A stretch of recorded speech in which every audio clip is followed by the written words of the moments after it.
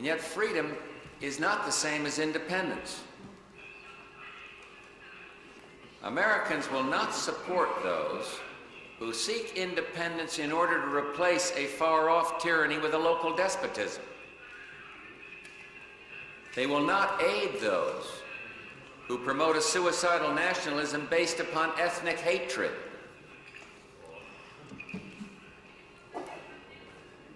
We will support those who want to build democracy. And by democracy, we mean a system of government in which people may vie openly for the hearts and, yes, the votes of the public. We mean a system of government that derives its just power from the consent of the governed,